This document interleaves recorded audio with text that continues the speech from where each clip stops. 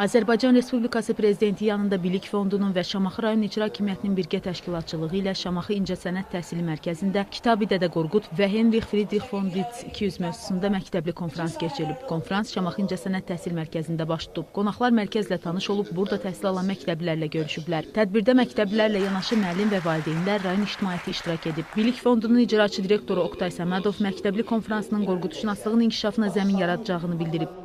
Qədim tarixə, mədəniyyətə malik Şamaxı bölgəsində Şamaxı məktəblilərin konfransında, elmi konfransda iştirak edirik. Bu olduqca təqdirə layiqdir ki, indiki gənc nəsil Kitabi Dədə Qorqud'a bir daha müraciət edib artıq araşdırmalara, öz sözsüz ki, təfəkkürü, öz düşüncəsi çərçivəsində araşdırmalara başlayır. Şagirdlərin məruzələri dinlənilib. Onların araşdırdıqları mövzu, hazırladıqları mülahizələr təqdirə layiq hesab olunub. Şagirdlər milli mənəvi dəyərlərimizin mənbəyi, xalqımızın tarixi və mədəniyyətinin qədim abidəsi olan Kitabi Dədə Qorqudla bağlı dastanı dünyaya tanınmış Alman alimi və diplomatı Henrich Friedrich von Witz'in həyatı və fəaliyyəti haqqında fikirlərini bölüşüblər. Çox maraqlı tədbir keçdi. Konfransda şagirdlər öz fikirlərini, öz mülahizələrini bizimlə bölüşdülər.